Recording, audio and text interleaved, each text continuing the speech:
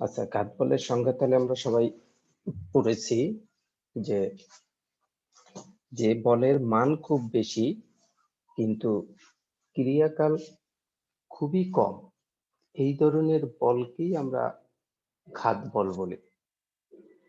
তাহলে ইসের ক্ষেত্রে তোমার যেরকম মনে করো ক্রিকেট খেলা যখন আমরা দেখি, তখন আমরা দেখি যে বলার যখন বল করে, ফার্স্ট বলার যখন বল করে, তখন তোমরা দেখবা যে বল দেখা যায় না, মূলত বল দেখা যায় না, বল করলো, বল এসে ব্যাটের উপরে পড়লো। তাই তোমরা কি কখনো দেখেছো যে ব্যাটের উপরে বল পড়ে আছে, কতক্ষণ সময় ধরে ব্যাটের উপরে আছে? এটা কিন্তু আমরা চোখে দেখি না। শোয়েব আক্তার যখন বল করতো, তখন দেখতো যে ওই বল যদি কেউ কোনোভাবে ব্যাটে লাগাতে পারতো ঠিক মতো, তাহলে ছক্কা হয়ে যেত। কিন্তু ব্যাটে কখন লাগলো, কিভাবে লাগলো, কতটুকু সময় ব্যাটের উপরে ছিল, তা কিন্তু তুমি দেখতেই পারবে না চোখে। অথচ দেখলা যে বল করলো, কিছুক্ষণ পরে উড়ে উড়ে উড়ে উড়ে ছক্কা হচ্ছে। তাহলে ওই বলটা তো আসলে ব্যাটের উপর পড়েছিল, পড়ে ব্যাটের উপর কতটুক সময় ছিল, এটা কিন্তু খুবই নগণ্য ওই যে বলের মান তার তুলনায়।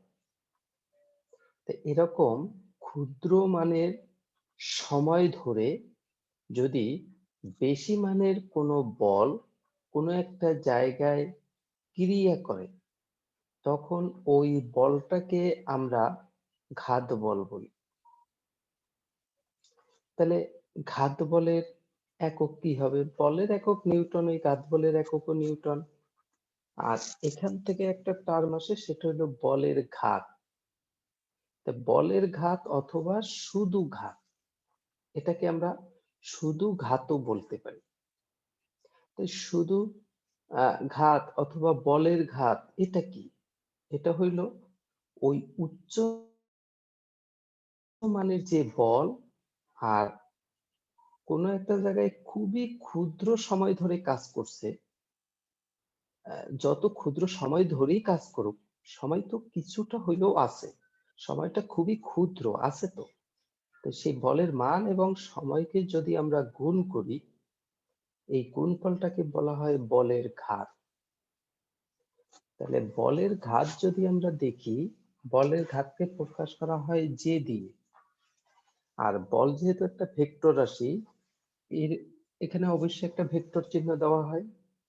তাহলে এই বলের ঘাত ইকুয়ালস টু হবে প্রযুক্ত বল এবং এর যে ক্রিয়াকাল, যদি সেটা খুবই অল্প হয়, ডিটি সময় ধরে হয়, তাহলে ডিটি।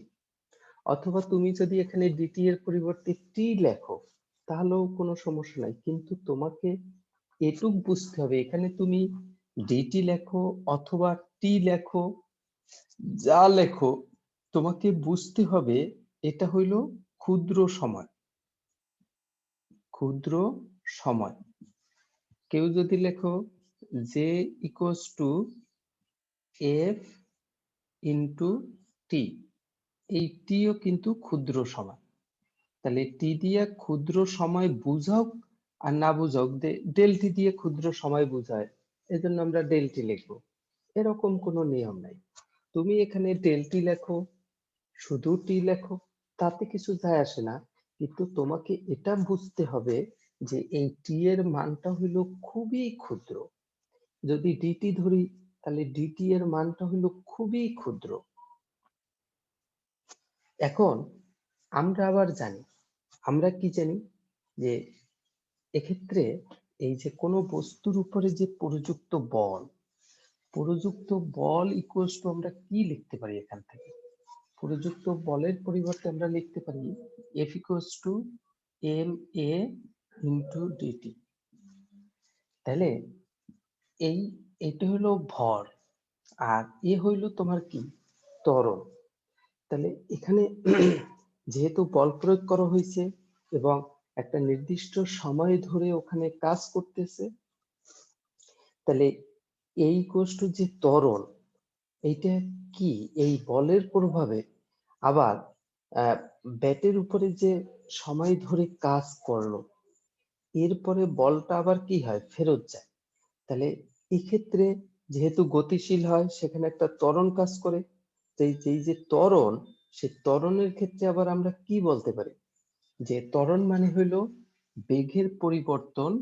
তাহলে v minus u divided by dt into dt, এই জিনিসটা আমরা লিখতে পারি। তাহলে বেগ হলো ভেক্টর রাশি, তাহলে ভেক্টর চিহ্ন দিলাম, ডিটি ডিটি কাটা যায়, এখানে লিখতে পারি m v minus m u. তার মানে এইটা হইলো একদম বলটা যখন যে পরে কোনো বাউন্ডারিতে, যে শেষ বেগ, আর তার সাথে গুণ আছে ভর, তাই শেষ ভরবেগ আর মাইনাস আদি ভরবেগ যখন তাকে বলটা করা হয়েছিল, অথবা বলটা যখন ব্যাট থেকে আসছিল, সেই আসার মুহূর্তের যে বেগ আর যখন পরে, তখন তার বেগ একই হয় না, বেগ আস্তে আস্তে কমতে থাকে। তাহলে কমে কমে কমে কমে শেষ বেগটাও তোমার কম হইতে পারে। আবার এখানে এই শেষ বেগটা অনেক জায়গায় বেশিও হতে পারে। যদি ত্বরণে চলে তাহলে এক্সাক্ট শেষ বেগটা বেশি হয়, আবার যদি মন্দনে চলে তাহলে শেষ বেগটা কম হয়। তাই এক্ষেত্রে এই ক্ষেত্রে ওভারঅল যাই হোক না কেন, আদিবেগ থেকে শেষ বেগ বিয়োগ হোক বা শেষ বেগ থেকে আদিবেগ বিয়োগ হোক, এখানে দেখা যাচ্ছে যে ভরবেগের পরিবর্তন। তাহলে বলের ঘাত, এটাকে আমরা সরাসরি বলতে পারি যে তার ভরবেগের পরিবর্তনের সমান। এটা আমরা হিসাব করতে পারি। আবার যদি আমরা এটা ক্যালকুলাস পদ্ধতিতে চিন্তা করি, তাই ক্যালকুলাস পদ্ধতিতে মানে কি, যে তোমার কোন একটা ব্যাটের উপরে বলটা অবস্থান করতেছে, একটা ক্রিকেট ব্যাটের উপরে বলটা অবস্থান করতেছে, সে তো এসে ক্রিকেট ব্যাটের উপর পড়ছে, সেখানে আঘাত পেয়েছে, তারপরে বের হয়ে গেছে। এই সময়টা খুবই কম, কিন্তু সেটা খুবই কম কত হতে পারে, তুমি মনে করলা 0.002 সেকেন্ড, 0.002 সেকেন্ড, সেটা তো একটা সময়। তাহলে এই সময় ধরে তো সেখানে অবস্থান করে ব্যাটের উপরে, বলটা ব্যাটের উপরে অবস্থান করে। তুমি যদি বলো যে একটা বস্তু এখান থেকে এসে এই বলটা এখানে 5 মিনিট ধরে এর উপরে আছে, তাহলে সেক্ষেত্রে দেখো, যখন 5 মিনিট বলি তখন তোমাদের কোনো সমস্যা হয় না, যে একটা অনেক বড় সময় ধরে অবস্থান করতেছে। 0 থেকে 5 এই সময় জুড়ে অবস্থান করতেছে। যদি 4 মিনিট ধরে অবস্থান করতো তাহলে 0 to 4, 0 থেকে 4 এই সময় পর্যন্ত ব্যাটের উপরে অবস্থান করে। যদি 1 মিনিট অবস্থান করে, 0 থেকে 1, তাহলে এখানে 0.002 সেকেন্ড অবস্থান করে। এর মানে কি, এর মানেও হইল তোমার ওই জায়গায় সে যে অবস্থান করতেছে, যে সময় জুড়ে তার যে ক্রিয়াকাল, তাহলে সেটা খুবই ক্ষুদ্র হোক, তারও তো একটা ডিউরেশন আছে, হোক খুবই ক্ষুদ্র, তারও তো একটা কিন্তু নির্দিষ্ট একটা ব্যবধান আছে, যে 0 থেকে 0.002 সেকেন্ড পর্যন্ত ব্যাটের উপর অবস্থান করছে। তাহলে এই সময় জুড়ে অবস্থান করছে, আর এই সময়ের ভিতরে তোমার বলের ঘাত বের করতে হবে।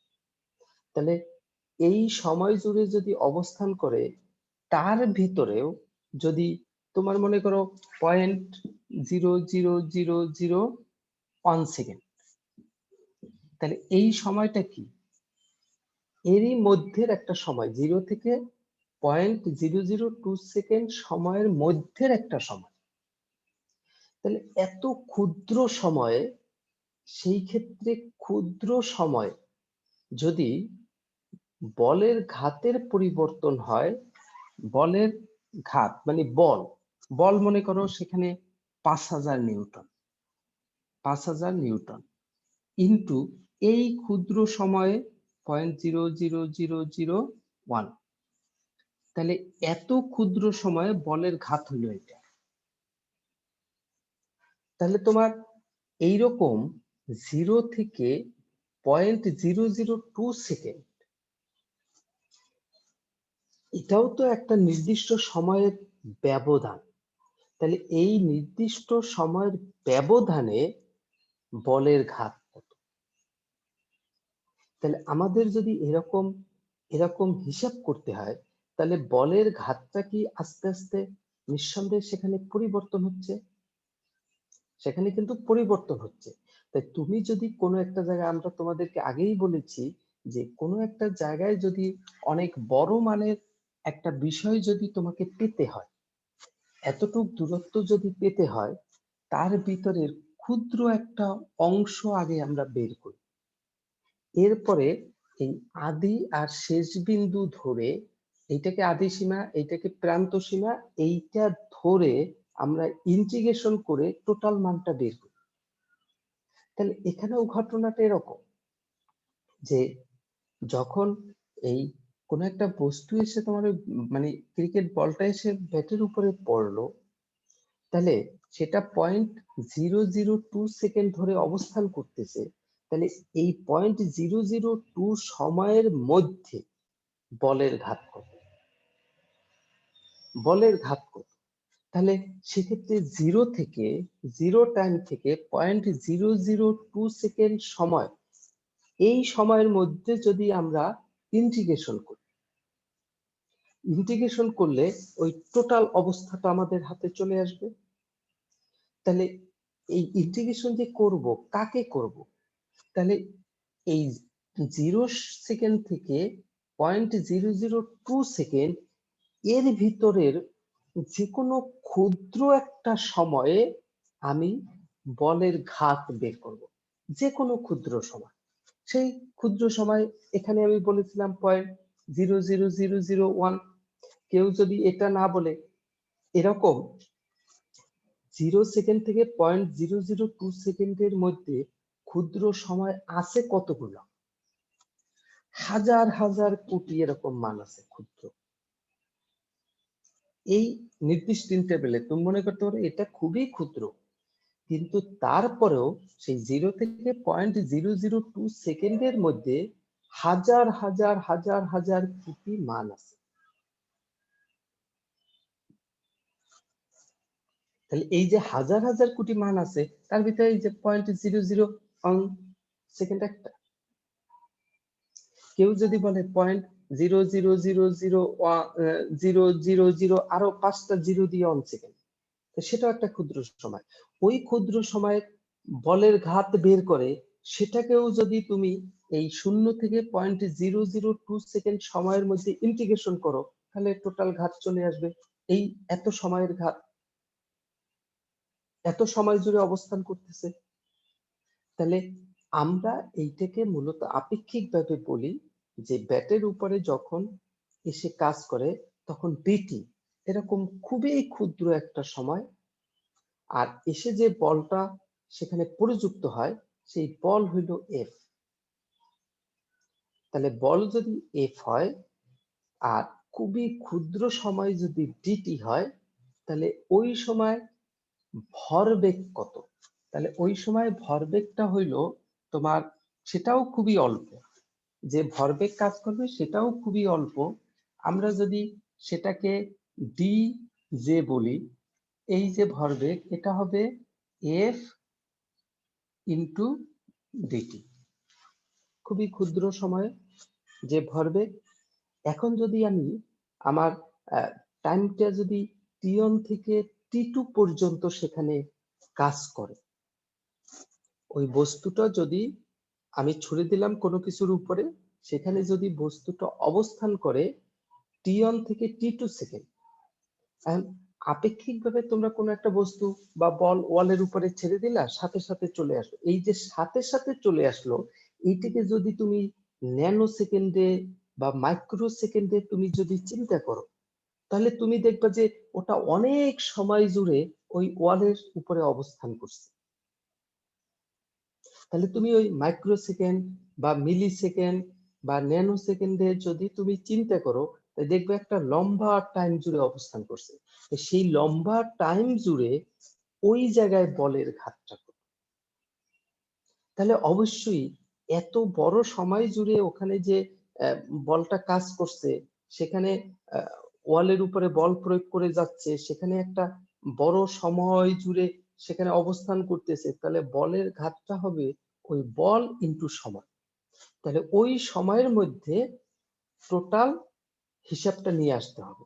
তাই তুমি যদি ওখানে হিসাবটা নিয়েই আসতে চাও, তাহলে যদি এর থেকে ক্ষুদ্র একটা সময়ে তুমি যদি বলের ঘাতটা বের করতে পারো, সেই সেই ক্ষুদ্র সময়ের বলের ঘাতকে তুমি যদি ইন্টিগ্রেশন করো, ইন্টিগ্রেশন করবা কিভাবে, কি সীমা দিয়ে, যে সেটা যে পড়ছে সেটা যদি হয় টাইমটা টি1 আর ফেরত আসছে সেটা যদি হয় টি2 সময় পরে ফেরত আসে, কারণ ওখানে তো কিছু সময় জুড়ে অবস্থান করছে, তাহলে অবশ্যই যে পড়লো টি1 সময় শুরু হয়েছে, কাউন্টিং শুরু করছো, খুবই ক্ষুদ্র সময় তোমার 2 সেকেন্ড অবস্থান করছে, সেই 2 সেকেন্ড পরে তো ফিরে আসছে।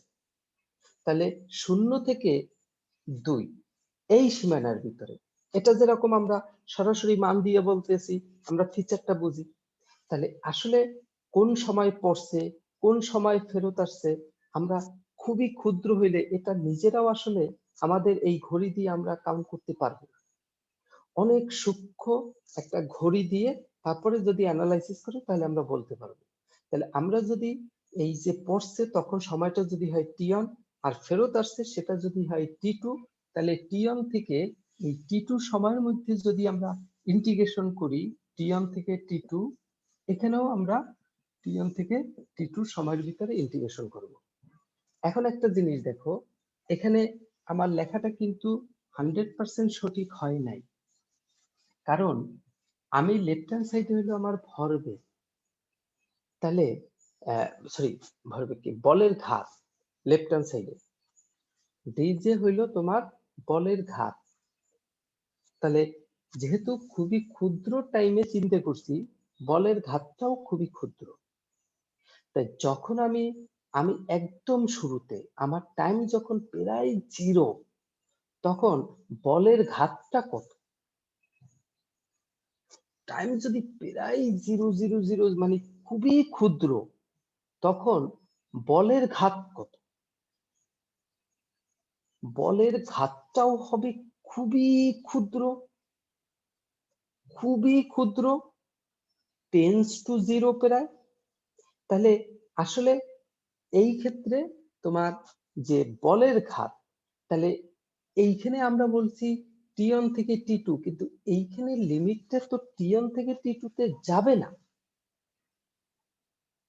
কারণ কি, এটা তো ভরবেগ তুমি চিন্তা করতে হবে, তাই তোমার এখানে ডিটি টি1 থেকে টি2, তাই লেফট হ্যান্ড সাইডে তো তোমার বলের ঘাত, তার মানে ওই টি1 সেকেন্ড সময়ে ইকুইভ্যালেন্ট ভরবেগ কত, তাই টি1 সেকেন্ড সময়ের ইকুইভ্যালেন্ট ভরবেগ সেটাও খুবই ক্ষুদ্র, সেটা যদি হয় জি1, তাহলে এখানে লিমিটটা কিন্তু হবে জি1 থেকে জে2, জি1 থেকে জে2। এখন তুমি যদি ডিজে এটাকে যদি ইন্টিগ্রেশন করো, তাহলে আসে হইল তোমার জে, আর তুমি যদি এখানে লিমিট দাও, তুমি যদি এখানে লিমিট দাও, তাহলে জে2 মাইনাস জে1, তাহলে জে2 এখানে হইলো জে2 মাইনাস জে1, কারণ হইলো এখানে জে2 মাইনাস জে1 কিভাবে আসলো, কারণ এইটাকে যদি আমরা ইন্টিগ্রেশন করি তাহলে হয় হলো জে, এখানে থার্ড ব্র্যাকেট দিয়ে জে1 আর জে2, আর এখানে এই যে ফোর্স ওটা এখানে কনস্ট্যান্ট হিসেবে কাজ করতেছে, যে মানে বলটা প্রযুক্ত হচ্ছে ওই ক্ষুদ্র সময়ে ওই বলটাই ব্যাট তার উপরে বারবার ফেরত পাঠাচ্ছে, তাহলে এখানে এফ আর ডিটি কে যদি ইন্টিগ্রেশন করি তাহলে হয় টি, তাহলে এখানে আসে টি অন টি2। এখন দেখো যে মূলত এইখানে আমরা কি লিখতে পারি, এখানে আমরা বলতে পারি J2 minus J1 equals to, এখানে বলতে পারি F ইনটু, মানে এখানে F বল, এই বল মানে কি, কোন বস্তুর উপরে প্রযুক্ত বল, এটা তার ভরবেগের পরিবর্তনের সমান। তাহলে ভরবেগের যে পরিবর্তনের সমান, তাহলে আমরা এখান থেকেই দেখো এটাকে আরেকটু যদি এভাবে না করে আমরা যদি এভাবে করি যে F dp divided by dt integration, এখানে হলো ডিটি, এই জিনিসটা আমরা লিখতে পারি। এটা কিভাবে লেখা যায়, যে নিউটনের দ্বিতীয় সূত্রে কি বলে, কোন বস্তুর উপরে প্রযুক্ত বল এর ভরবেগের পরিবর্তনের হারের সমানুপাতিক অথবা ভরবেগের পরিবর্তনের হারের সমান। তাহলে সেখান থেকে আমরা বলতে পারি যে F equals to dp divided by dt, এই ডিটি আর এই ডিটি কাটা যায়। এখন তোমার এখানে তাহলে দেখো এখানে কি চলে আসলো হলো তোমার মূলত ডিপি, শুধু ডিপি থাকে। তাহলে এখানে ছিল তোমার টি1 থেকে টি2, তাহলে এখানে ডিপি, এখন কি আর তোমার টি1 থেকে টি2 হবে, হবে না, এখানে হলো ভরবেগের পরিবর্তন, ভরবেগের পরিবর্তন। তাহলে ভরবেগের পরিবর্তন কত, তাহলে টাইম যখন খুবই ক্ষুদ্র টাইম ছিল টি1 থেকে টি2, এই টি1 সময় যে ভরবেগটা হয়েছিল সেটা যদি হয় পি1, তাহলে পি1 থেকে পি2, তখন এখানে লিমিটটা চেঞ্জ হয়ে যায়। তখন এইটাকে যদি আমরা যদি ইন্টিগ্রেশন করি তাহলে আমরা বলতে পারি পি, আর এখানে ইন্টিগ্রেশন করলে পি1 থেকে পি2, আর এই যে জিনিসটা J2 মাইনাস J1, তার মানে আলটিমেটলি ভরবেগের পরিবর্তন, তাহলে এও তো একটা ভরবেগ, মানে সরি এই ঘাত বলের পরিবর্তন, মানে বলের ঘাতের পরিবর্তন, তার মানে এটাও তো একটা বলের ঘাত। তাহলে বলের ঘাত ইকুয়ালস টু, এইখানে যদি আমরা এখন এই লিমিটটা বসাই তাহলে আসে পি2 মাইনাস পি1, মানে কি ভরবেগের পরিবর্তন ইকুয়ালস টু ভর বেগের পরিবর্তন। আমরা এভাবেও আমরা হিসাবটা করতে পারি। বিষয়টা তোমরা আসলে বুঝো নাই, এখানে বিষয়টা বুঝো নাই যে তুমি যদি কোনো একটা বল তুমি ওয়ালে ছুড়ে দিলা, তোমার ঘাত বল কি হবে, ওই যে একটা ক্রিকেট বল বা কোনো একটা বস্তুকে, একটা মার্বেল তুমি ওয়ালে ছুড়ে দিলা, তাই তোমার বলের ঘাতটা হবে কি, কারণ এত জোরে ছুড়ে দিছো তুমি ওয়ালে এসে আঘাত খেয়ে আবার বলটা ফেরত আসবে। তাহলে ওয়ালে আঘাত খেয়ে যদি বলটা ফেরত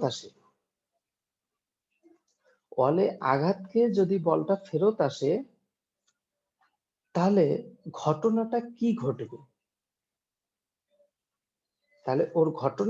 ঘটবে, সেখানে বলের ঘাত কি হবে, তাহলে যে বল দিয়ে ওয়ালের উপরে আঘাত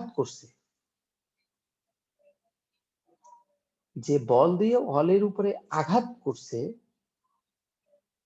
সেই বল আর যতটুক সময় ওয়ালের উপরে ছিল ওই মার্বেলটা, সেই সময়ের গুণফল।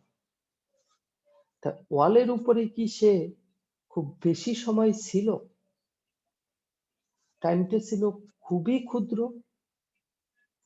কিন্তু সে ছিল তো একটা টাইম, একটা সুনির্দিষ্ট টাইম তো ছিল, সেটা যতই ক্ষুদ্র হোক। তাহলে ওই যে টাইম জুড়ে অবস্থান করছে ওয়ালের উপরে যতটুক সময় ধরে, ওই সময় তার ওখানে বল স্থির ছিল কিনা, কনস্ট্যান্ট ছিল কিনা বলতে পারো? ওই ক্ষেত্রে যখন কোনো একটা বস্তু যে তোমার কোথাও আঘাত খেয়ে যখন ফেরত আসে, তখন যে শক্তি দ্বারা আঘাত খায় তারপর যখন ফেরত আসে, যদি স্থিতিস্থাপক সংঘর্ষ না হয়, তাহলে সেই 100% শক্তি নিয়ে আবার সে ফেরত আসে না, সেখানে কিছু লস হয়। এটা তোমরা বাস্তবে নর্মালিও বুঝো, সেখানে ফ্রিকশন কাজ করে, সেখানে বিভিন্ন বিষয়ের কারণে সেখানে কিছু শক্তি, কিছু লস হয়। তাহলে যখন ছুঁড়ে দিছিলা ওয়ালের উপরে ওই মার্বেলটাকে, তখন যে বল দিয়ে আঘাত করছে, এরপরে যখন মার্বেলটা ফেরত আসছে, সে কিন্তু সেই বল নিয়ে ফেরত আসেনি। তাহলে কি ওই জায়গায় তোমার ওখানে এই মার্বেলটা একটা বেগে পড়ছে, তাই শুরুতে যে বেগে ওয়ালের উপরে পড়েছিল,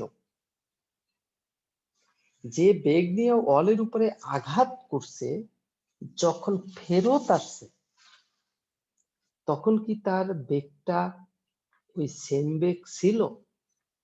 না স্যার। অবশ্যই ছিল না। তাই বেগের পরিবর্তন হয়েছে।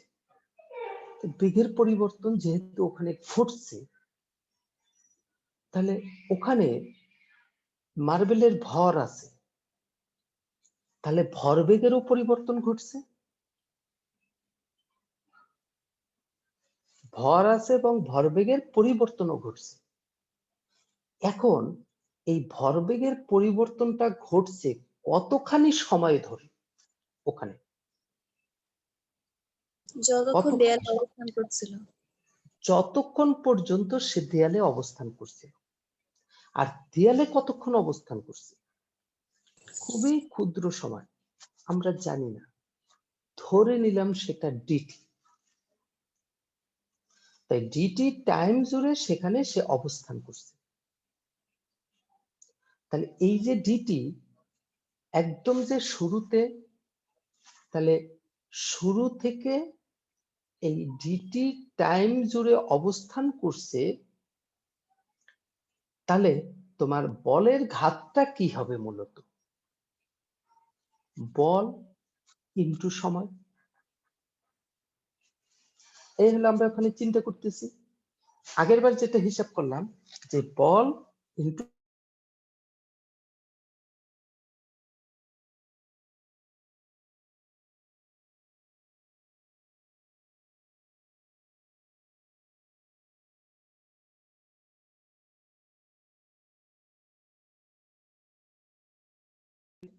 দেখি, চিন্তা করি। তাহলে বলের ঘাত সমান সমান বল ইনটু সময়। তাহলে বল ইনটু সময় হলো ডিটি, সময় হলো ডিটি। কিন্তু এই যে বল,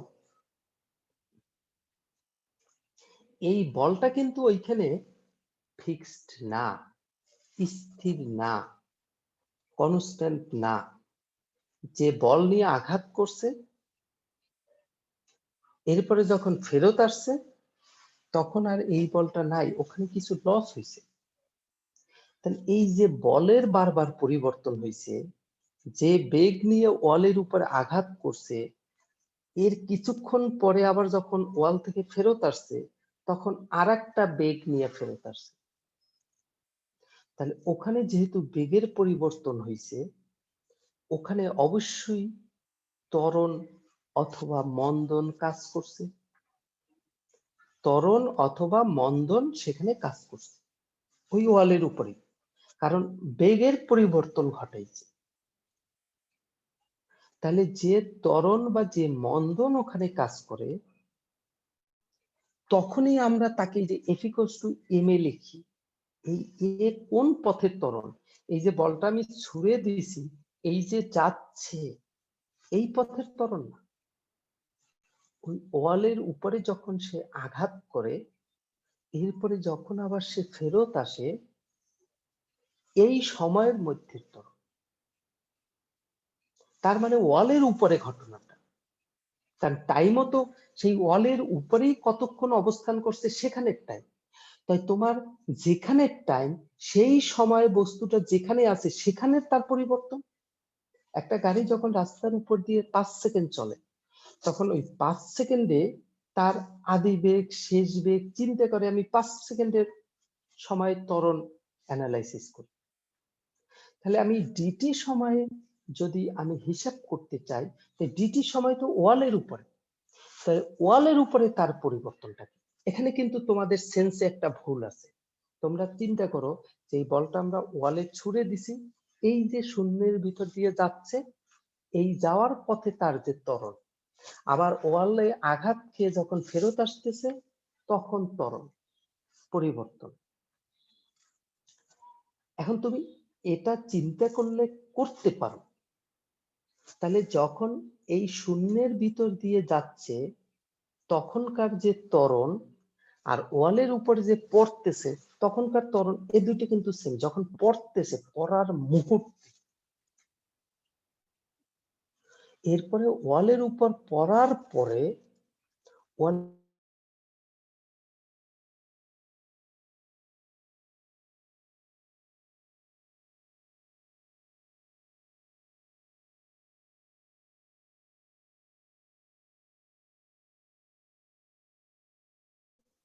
যে বেগ নিয়ে বের হয়েছে, সেই বেগ নিয়ে হয়তো শূন্য দিয়ে এখন আসতেছে। তাহলে আলটিমেটলি এই ত্বরণের পরিবর্তনটা ঘটলো কোন জায়গায়? বলের পরিবর্তনটা ঘটলো কোন জায়গায়? ঘটছে কিন্তু ওই ওয়ালের উপরে, পড়ছে, এরপরে আবার ফেরত আসছে। তাহলে ঘটনাটা ওয়ালের উপরে ঘটছে। বেগের পরিবর্তন ওয়ালের উপরেই পরিবর্তনটা হয়ে আসছে। যে বেগে পড়ছে বের হয়ে আসছে, আলাদা বেগে বের হয়ে আসছে। তাহলে ওয়ালের উপরে যতক্ষণ সে অবস্থান করছে, ঠিক ততক্ষণ সময় জুড়ে এই পরিবর্তনটা হয়েছে।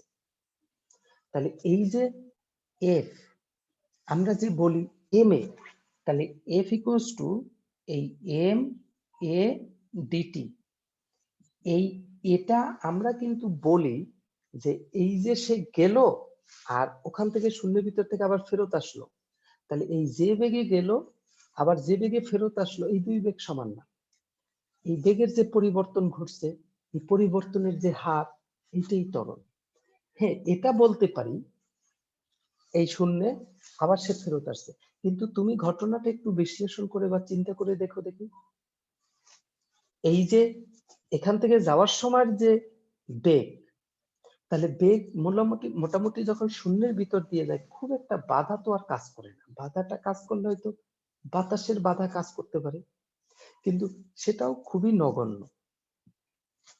তাই যে বেগে যাচ্ছে ওয়ালের উপরে কিন্তু সেই বেগেই পড়তেছে।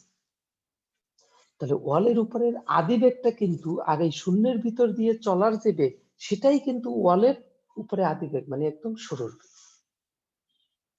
এরপরে যখন ওয়ালে ঘটনা ঘটে, ওয়ালের উপরে যখন ওয়াল থেকে বের হয়ে আসলো, তখন যে বেগে ওয়ালে পড়েছিল, কোন বেগে? এই যে বেগে গেছিল সেই বেগেই পড়েছিল। তাহলে ওয়ালের থেকে যখন বের হয়ে আসবে, তখন কিন্তু বেগটা আর যে বেগে পড়েছিল তার সমান নেই। তাহলে বেগের পরিবর্তনটা হয়েছে কোন জায়গায় বসে? হয়েছে কিন্তু ওই ওয়ালের উপরে বসে। এবং ওয়ালে যতক্ষণ অবস্থান করছিল সেই সময় জুড়েই পরিবর্তনটা হয়েছে। তা ওয়াল থেকে যে বের হয়ে যখন আসে সেইটা হলো ওই ওয়ালের শেষ বেগ। আর ওই ওয়ালের শেষ বেগ মানেই হলো সেই বেগ নিয়ে সে এই শূন্যের ভিতর দিয়ে ফেরত আসতেছে।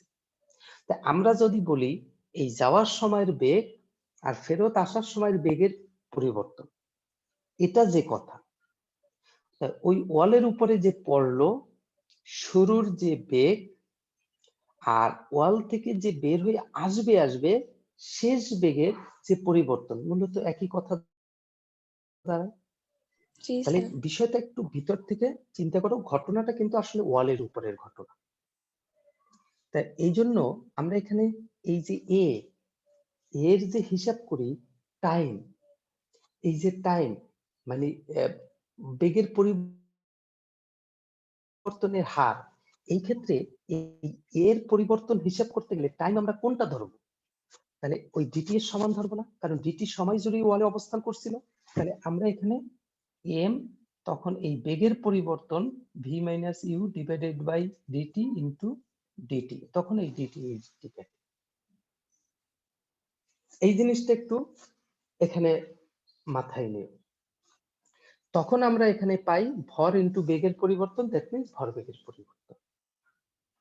তাহলে আসল ফিচারটা ওই ওয়ালের উপরে।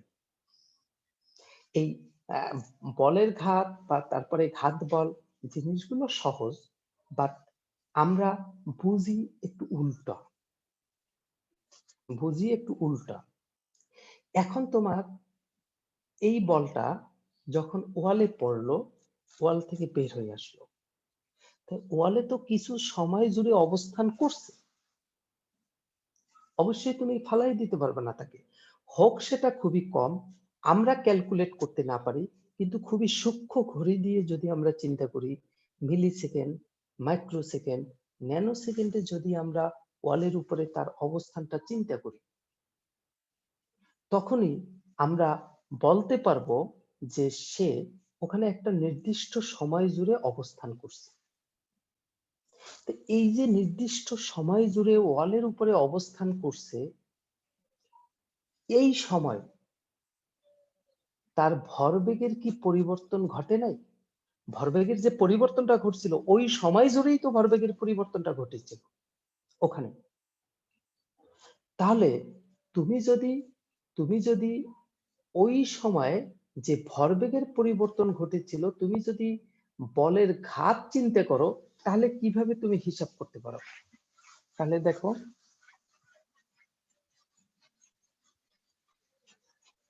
এটা আমরা সোজা কথা বিভিন্ন ভাবেই আমরা বলতে পারি, এটা কিন্তু সরাসরি। তাহলে ওইখানে যখন পড়ছে, এই যে পড়ছে শুরুটা, ঘড়ি দেখ শুরু করছো, তাহলে টাইম শুরু কত, তাই সেকেন্ডের কাটা তো সে কোনো একটা দাগে আছে, সে মনে করো একদম 3:05:13 ওই সময় ওয়ালের উপর পড়ছে, 3:05:13.0002 পরে ফেরত আসছে। তাহলে তোমার যে ওয়ালের উপরে সে রইল কতটুক সময়? 0.002 13 সেকেন্ডের সময় ঘড়িতে তাকাই দেখলা 13 সেকেন্ডে ওয়ালের উপর পড়ছে আর 13.002 পর ফেরত আসছে। 0.002 ওয়ালের উপরে অবস্থান করছে। জি স্যার। এই যে ওয়ালের উপরে অবস্থান করলো, তার একটা আদি বেগ আছে, সরি আদি সময় আছে, ঠিক 13 সেকেন্ডের সময়, আর বের হয়ে আসলো 13.002 সময়। এই সময়ের ভিতরে আমি ওই জায়গার পরিবর্তনটা দেখতে চাই। তাহলে এটা তো একটা নির্দিষ্ট সময় জুড়ে হিসাবটা করতে চাই।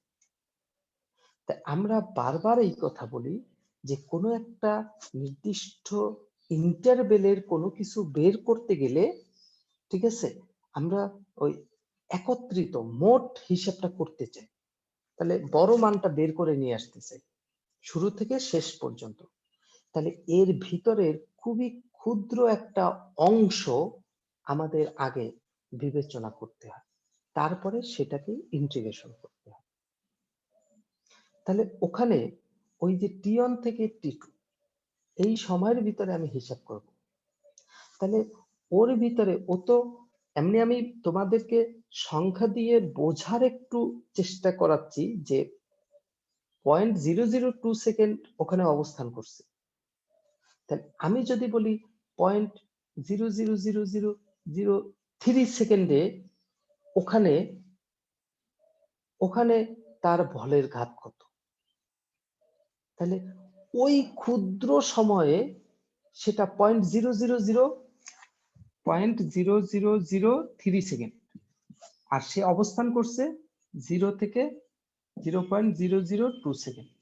তাহলে এই যে সময়টা, এটা কি এই ইন্টারভেলের ভিতরের একটা সময় না? জি স্যার। অবশ্যই, কিন্তু সেই ইন্টারভেলের একটা সময় এর মধ্যে। তাহলে এই সময়ে ওখানে বলের ঘাত কত? তাহলে এই সময়ে তখন ওখানে বলটা ছিল হয়তো এফ, তাহলে বলের ঘাত হবে এফ ইন্টু এই সময়। এখন এই সময়টাকে, ক্ষুদ্র সময়টাকে যদি আমি ডিটি ধরি, তাহলে এখানে বলের ঘাত হবে এফ ইন্টু ডিটি, ওই ক্ষুদ্র সময় বলের ঘাত। কিন্তু আমি বলের ঘাত চাচ্ছি শুধু কি এই একটা সময়, এরকম ক্ষুদ্র সময় কতগুলো আছে ওখানে? অসংখ্য। অসংখ্য। তাহলে সেই অসংখ্য বলের ঘাত আমি নিয়ে আসবো, তো সবগুলো একত্রিত করে করে করে করে তারপরেই হবে টোটাল বলের ঘাত। তাহলে টোটাল বলের ঘাত যদি আমি পেতে চাই, ইন্টিগ্রেশন করব। তাহলে আমার টাইম ইন্টারভ্যালটা কি ছিল?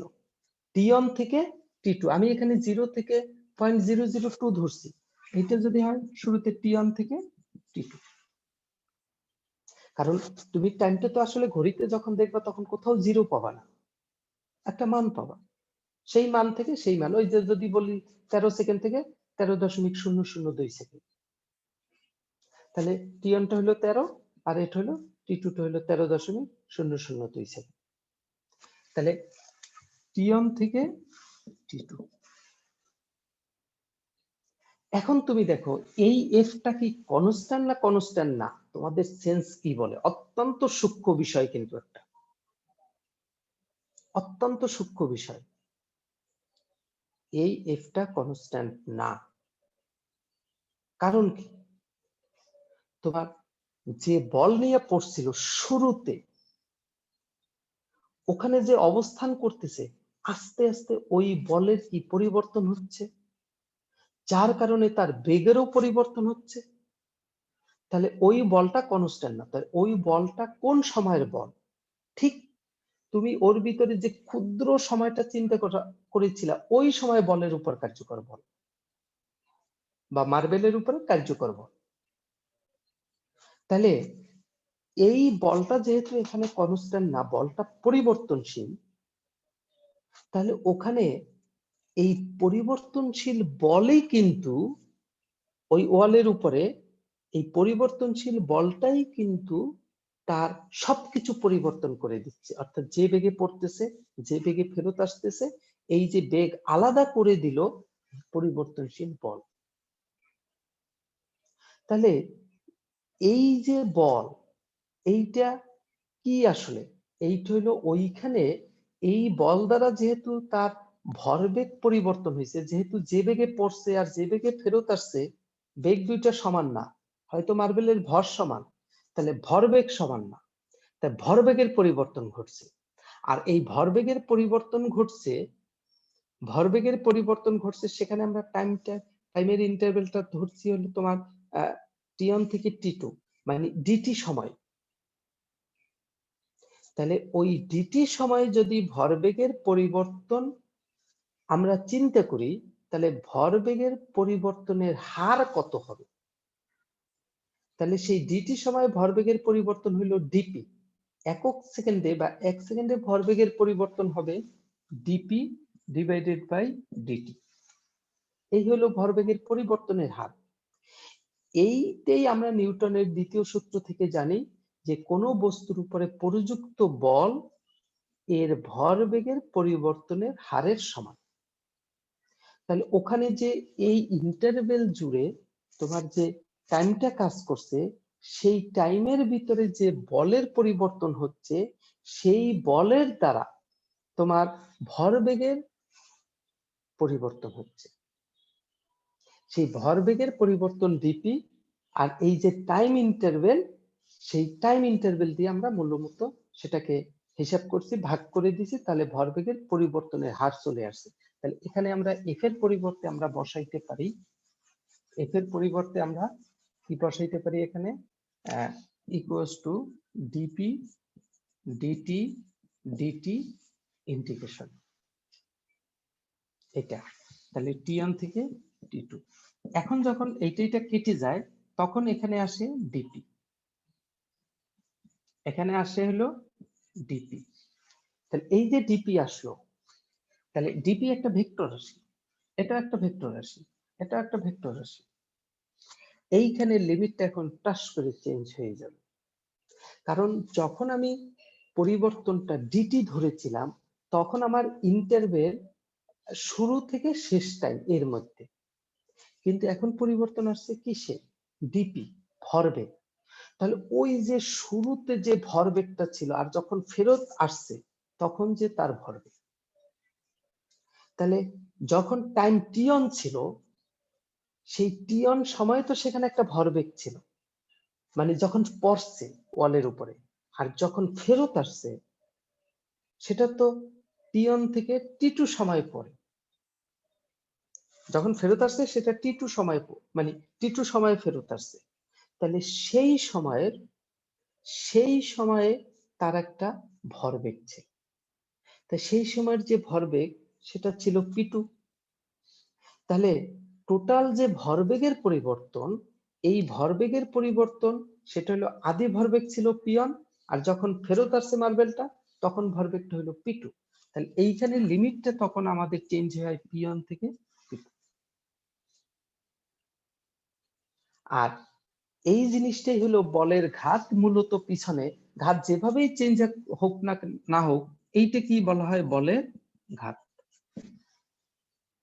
তাহলে এখন এখান থেকে যদি আমরা এটা হিসাব করি, তাহলে হিসাব করলে এই ডিপি কে ইন্টিগ্রেশন করলে হয় হলো পি, এরপরে যদি এখানে লিমিট বসাই পি1 থেকে পি2, তাহলে সেটাকে আমরা বলতে পারি পি2 মাইনাস পি1, তার মানে হলো ভরবেগের পরিবর্তন, ভর বেগের পরিবর্তন। তাহলে ওভারঅল তুমি ক্যালকুলাস দিয়ে হিসাব করো আর নরমাল সূত্র দিয়ে হিসাব করো, বলের ঘাত মানেই হলো ভরবেগের পরিবর্তন, এই এর কোনো আর বিকল্প নেই। এখানে এই ক্যালকুলাস প্রমাণ টরমান যে করছে, এটা জাস্ট এই ভিতরের যে ওখানের যে ফিচার ঘটনাটা এইটা তুলে আনা, এগুলো আহামরি অতটা গুরুত্বপূর্ণ বিষয়ও না যে এই প্রমাণ অমুক সমুক এগুলা আমাদের লাগবে আমরা মরে যাব না, কিন্তু তোমার ফিচার ওটুক বুঝতে হবে যে ভরবেগের ঘটনাটা কোন জায়গায় ঘটে, যেটা আমরা এই শূন্যে মনে করি কিন্তু আসলে এক্সাক্ট কিন্তু ঘটনা এখানে না, ঘটনা যেখানে ঘটে সেখানেই চিন্তা করতে হবে। ওটা দিয়ে তোমরা ওই ভরবেগের হিসাব করবা, তারপরে বলের ঘাত এবং ঘাত বলের মধ্যে পার্থক্য, এখানে কয়েকটা পার্থক্য দেওয়া আছে, চারটা, এই পাঁচটা পার্থক্য করবা। এখানে বলের ঘাত বলের গুণফলের সমান, ওগুলো বোঝাই যায়। 2 নম্বরে কি বলছে, যে ঘাত বল বলের ঘাত সৃষ্টি করে। বলের ঘাত মানে কি, বলের ঘাত মানে কি, বল ইন্টু সময়। কোন বল, ওইখানে যে উচ্চ মানের বলটা কাজ করছে সেই বল। আমি একটা মার্বেল ওয়ালে ছুড়ে দিলাম, খুব বেশি বল নিয়ে মার্বেলটা ওয়ালের উপর পড়লো, খুবই অল্প সময় ওয়ালের উপর অবস্থান করে। এই যে বল, এইটাই তো তোমার ঘাত বল। তাহলে বলের ঘাত কি হবে? ওই ঘাত বল ইনটু সময়।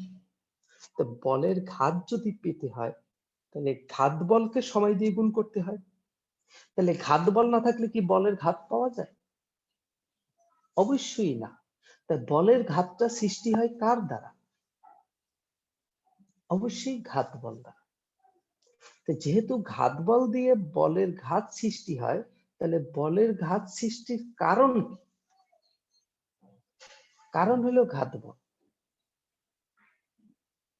আর ঘাত বল সময়ের সাথে গুণ করে কি বানিয়ে দেয়? বলের ঘাত। তাহলে ঘাত বল হইল বলের ঘাতের কারণ, আর বলের ঘাতটা হইল ফলাফল। ঘাত বল হইল কারণ এবং বলের ঘাত হইল এর ফলাফল। তাপ আর তাপমাত্রা তোমরা জানো, কোনো বস্তুতে যখন তুমি তাপ দাও, চুলায় রেখে যখন হাঁড়িতে পানি রেখে যখন তাপ দাও, তার তাপমাত্রা বাড়ে। তাপ শোষণ করতেছে করতেছে করতেছে, সে যে তাপ খেয়ে গরম হচ্ছে তুমি বোঝো কিভাবে? তার ভিতরে তুমি থার্মোমিটার ধরো। তাই ঠান্ডা পানির তাপমাত্রা ছিল 28 ডিগ্রি সেলসিয়াস বা 25 ডিগ্রি সেলসিয়াস। চুলায় ধরার পরে গরম পানি করছো, তার তাপমাত্রা তুমি পাইলে তখন 60 ডিগ্রি সেলসিয়াস। তাহলে তুমি কি বলো? যে তাপমাত্রা বাড়ছে, মানে সে গরম হচ্ছে। কেন হচ্ছে? চুলায় তাপ দিছো তার কারণে। তা এই যে তুমি যেটা থার্মোমিটারে পাইছো সে তো তাপমাত্রা। এই তাপমাত্রা যে 25 থেকে বা 28 থেকে 60 ডিগ্রি সেলসিয়াসে আসলো, কেন আসলো? ওই তাপের কারণে। তাপটা কি ছিল? কারণ ওই তাপ যে আস্তে আস্তে আস্তে আস্তে সে খাচ্ছে, ফলাফল হিসেবে কি পেয়েছো? তাপমাত্রা। তাহলে তাপ তাপমাত্রায় কিন্তু ঘটনা এরকম ছিল, তাপ ছিল কারণ, তাপমাত্রা ছিল ফলাফল। এখানে বলের ঘাত, বলের ঘাত কিভাবে পাইছো? ঘাত বল ইনটু সময়। তাহলে ঘাত বল এর কারণে ঘাত বলটাকে সময়ের সাথে গুণ করে তুমি বলের ঘাত পেয়েছো। তাহলে বলের ঘাতের কারণ কে? ঘাত বল।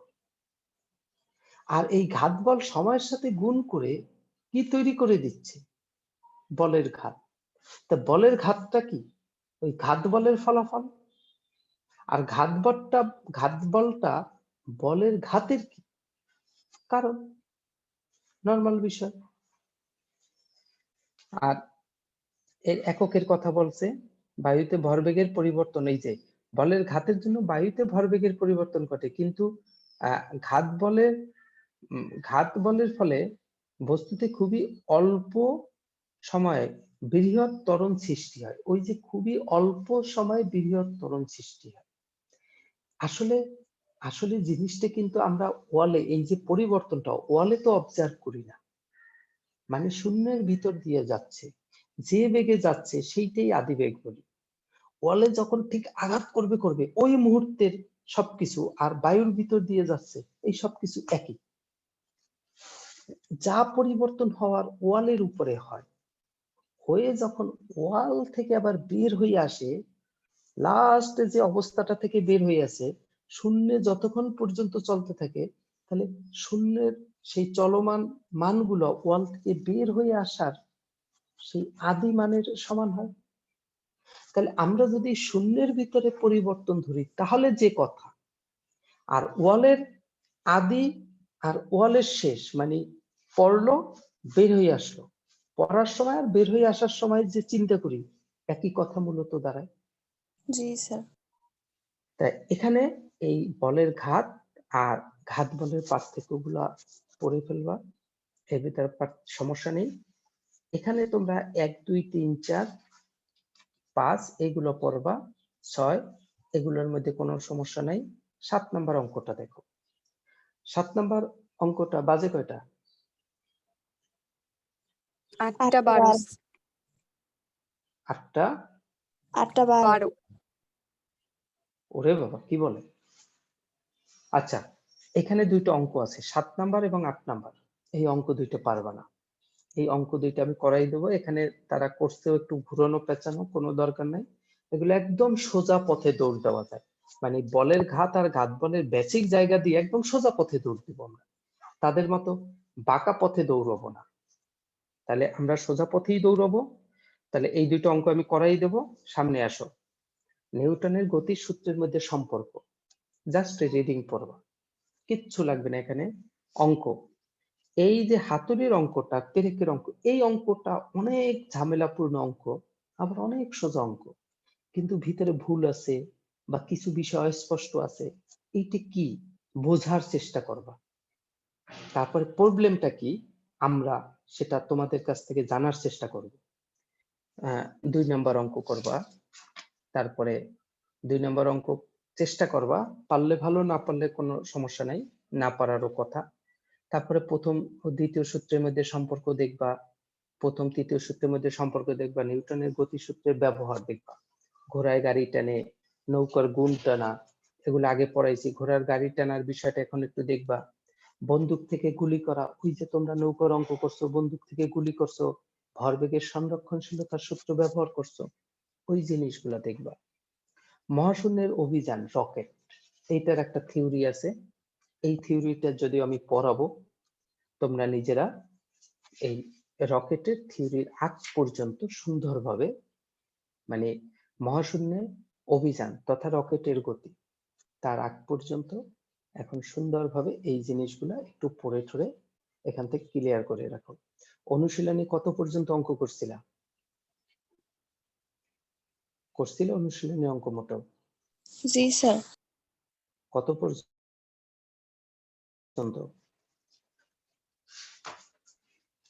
জানো না? অনুশীলনী অঙ্ক কত পর্যন্ত করছো জানো না? আচ্ছা, সমস্যা নাই, তাহলে এই পর্যন্ত কমপ্লিট করবো। ওকে, আল্লাহ হাফেজ। স্যার আসসালামু আলাইকুম। ওয়ালাইকুম আসসালাম।